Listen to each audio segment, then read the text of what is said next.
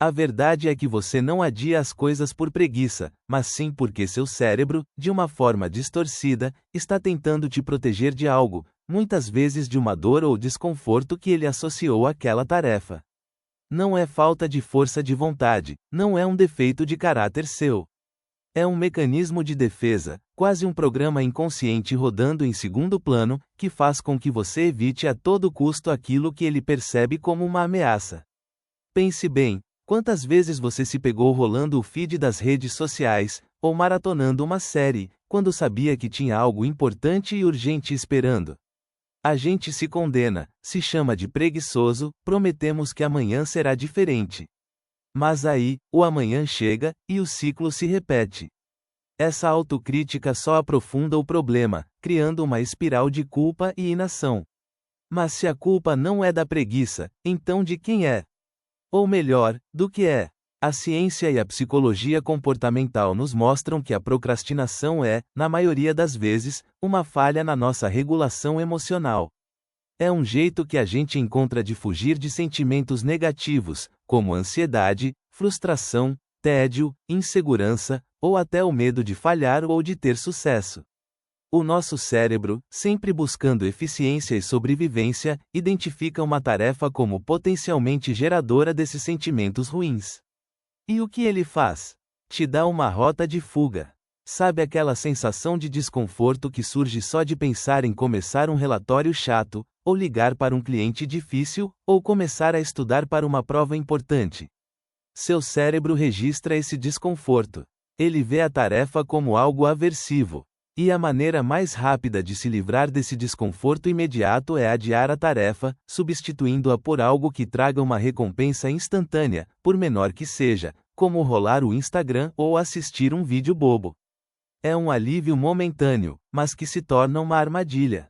E por que nosso cérebro associaria tantas coisas aversivas às tarefas? Uma das razões mais comuns é o medo de falhar. Imagine a cena. Você tem um projeto super importante no trabalho, algo que pode definir seu futuro. A pressão é enorme. Cada vez que você pensa em abrir o documento, uma voz interna grita: e se não ficar bom? E se você não for capaz? E se te julgarem? Esse medo é paralisante. É como se, ao não começar, você estivesse protegendo uma versão idealizada de si mesmo, que nunca erra. Afinal, se você não tentar, não pode falhar, certo? Mas o paradoxo é que, ao adiar, você já está falhando, não é mesmo? E o mais curioso é que não é só o medo do fracasso que nos freia. Existe também o medo do sucesso. Pois é, parece loucura, mas pense comigo, e se você fizer um trabalho excelente? E se ele for tão bom que te traga mais responsabilidades, mais exposição, mais expectativas? O sucesso pode significar uma mudança na sua vida, uma saída da sua zona de conforto. E para alguns, essa perspectiva, mesmo que positiva, é assustadora. É o inconsciente dizendo: melhor ficar onde está, no conhecido, no seguro. Jung, com sua sabedoria profunda, falava sobre a sombra, aqueles aspectos de nós mesmos que reprimimos e projetamos para fora. Na procrastinação, a sombra pode se manifestar como um desejo de controle. Às vezes, adiar é um ato de rebeldia inconsciente. Você se sente pressionado por prazos, por chefes, por expectativas externas, e a única forma que seu eu mais primitivo encontra de retomar um pouco do controle é atrasando as coisas, impondo seu próprio ritmo, mesmo que isso te prejudique a longo prazo. É um não silencioso, um protesto contra o que é imposto. E o perfeccionismo? Essa é uma faceta traiçoeira da procrastinação. A pessoa perfeccionista não adia por falta de vontade, mas por um padrão de exigência tão elevado que torna o início da tarefa insuportável. Se não puder ser perfeito, é melhor nem começar. Essa frase, embora pareça uma busca por excelência, é na verdade um mecanismo de autossabotagem. Ela te aprisiona numa gaiola dourada, onde a inação é preferível ao risco de uma performance menos que impecável.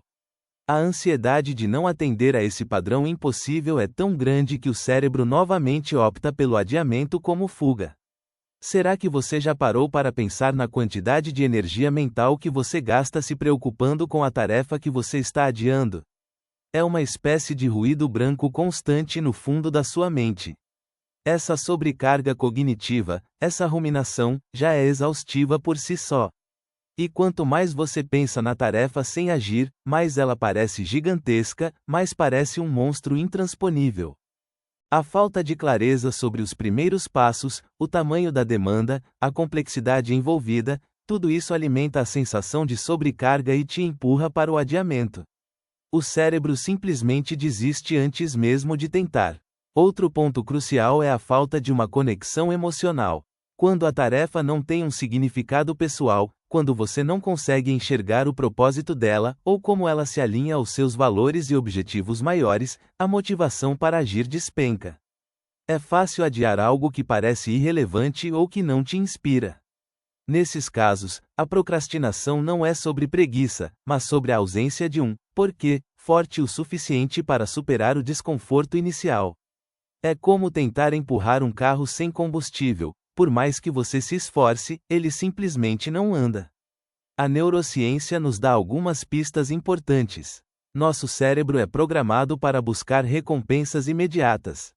Quando você adia uma tarefa e se entrega a algo mais prazeroso, um vídeo engraçado, um doce, você recebe uma descarga de dopamina, o neurotransmissor do prazer e da motivação. Essa recompensa imediata reforça o comportamento de procrastinar. É um loop vicioso, desconforto maior que adiar maior que recompensa rápida, dopamina, maior que reforço do adiamento. É por isso que é tão difícil quebrar o ciclo. Seu cérebro aprendeu que adiar é um caminho rápido para o prazer, mesmo que temporário. E as experiências passadas? Elas têm um peso enorme. Sabe aquela vez em que você se dedicou a algo, e mesmo assim falhou? Ou quando recebeu críticas duras? Seu cérebro armazena essas memórias e as associa a tarefas semelhantes no futuro. É como se ele dissesse: da última vez, doeu. Não vamos passar por isso de novo. Essa programação é inconsciente, profunda, e muitas vezes nos leva a evitar oportunidades de crescimento e aprendizado por puro reflexo de autoproteção. É um trauma leve, um aprendizado condicionado que se manifesta como procrastinação. O psicólogo Carl Rogers, da psicologia humanista, falava sobre a tendência formativa, a ideia de que todo ser vivo tem uma tendência inata para crescer, desenvolver-se e realizar seu potencial. A procrastinação é, de certa forma, uma barreira a essa tendência. Não porque você não queira crescer, mas porque algo mais profundo está te freando. É uma luta interna entre o seu desejo de realização e o seu sistema de proteção contra a dor. Compreender isso é o primeiro passo para parar de se culpar e começar a se entender. Então, como a gente quebra esse ciclo vicioso se a culpa não é da preguiça? O primeiro passo é mudar a narrativa interna. Em vez de se martirizar com "sou preguiçoso", comece a perguntar: do que meu cérebro está tentando me proteger agora? Essa simples mudança de perspectiva já tira o foco da culpa e coloca no entendimento. É como um detetive investigando um caso, em vez de um juiz condenando um réu. Depois, é preciso confrontar o desconforto. Lembre-se, o objetivo do seu cérebro ao adiar é evitar o desconforto. A solução, então, é aprender a tolerar e processar esses sentimentos. Não espere a motivação aparecer. A motivação muitas vezes surge depois que você começa a agir. É o movimento que cria a energia, não o contrário. Pense em uma academia. Ninguém acorda super motivado todos os dias, mas quem vai, depois de começar o treino, sente a energia e a satisfação. Uma técnica poderosa é a de micropassos. Se a tarefa parece grande demais, quebre-a em pedacinhos minúsculos. Em vez de escrever o relatório, pense em abrir o arquivo, depois escrever o título, depois escrever a primeira frase. A ideia é tornar o primeiro passo tão fácil, tão insignificante, que seu cérebro não veja motivos para ativar o alarme de perigo e te proteger. São apenas 5 minutos, certo? Quem não consegue fazer algo por 5 minutos? E muitas vezes, esses 5 minutos se transformam em 10, 20, e a tarefa flui. Outra estratégia é a regra dos 5 segundos, popularizada por Mel Robbins. Quando você tem um impulso para agir em uma tarefa que está adiando, comece a contar regressivamente. 5, 4, 3, 2, 1. E ao chegar no 1, você age, você se move fisicamente em direção à tarefa. Essa contagem interrompe o padrão de pensamento excessivo e a autossabotagem, ativando a parte do seu cérebro responsável pela ação. É um hack simples, mas incrivelmente eficaz para vencer a inércia. E o ambiente? Ele é um fator gigante. Um ambiente cheio de distrações é um convite à procrastinação. Celular por perto, abas abertas no navegador, notificações pulando na tela. Seu cérebro, buscando a dopamina instantânea, vai sempre preferir o fácil e o divertido. Crie um espaço sagrado para suas tarefas importantes. Desligue as notificações, coloque o celular em outro cômodo, use aplicativos que bloqueiam sites distrativos. Remova as rotas de fuga que seu cérebro tanto adora. A autocompaixão também é fundamental nesse processo. Pare de se julgar. Entenda que a procrastinação é uma resposta humana e complexa, não um sinal de fraqueza moral. Seja gentil consigo mesmo. Reconheça que você está lutando contra mecanismos cerebrais poderosos. Ao invés de se chicotear por ter adiado, reconheça o padrão, entenda o que o desencadeou, e planeje como você pode agir de forma diferente na próxima vez. É um aprendizado contínuo, não uma batalha que se vence de uma vez por todas. Um aspecto fascinante da psicologia comportamental é o que chamamos de intenção de implementação. Em vez de apenas dizer, vou começar a escrever o relatório amanhã, seja específico. Amanhã, às 9 horas, depois do café, vou sentar na minha mesa e abrir o arquivo do relatório por 15 minutos. Essa especificidade cria uma espécie de gatilho mental. Seu cérebro já tem um plano claro do que fazer e quando, o que diminui a sobrecarga da decisão e facilita o início da ação. Pense na metáfora de um rio. Seu cérebro está acostumado a seguir os caminhos mais profundos, os hábitos antigos de adiar. Para criar um novo caminho, você precisa desviar a água. No início, pode ser difícil, a água pode querer voltar para o leito antigo.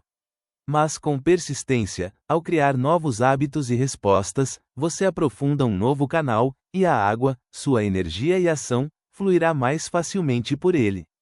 Então, da próxima vez que você se pegar adiando, lembre-se, não é preguiça. É um pedido de socorro do seu cérebro, uma tentativa desajeitada de te proteger. Sua tarefa é decifrar esse pedido, entender o medo, a ansiedade, a sobrecarga por trás dele. E então, com autocompaixão e estratégias inteligentes, você pode começar a reescrever essa programação. Você não precisa ser perfeito, apenas começar. A recompensa não é apenas a tarefa concluída, mas a liberdade de ser o protagonista da sua própria vida, e não um refém dos seus medos inconscientes. Afinal, a vida acontece quando a gente para de adiar e começa a agir.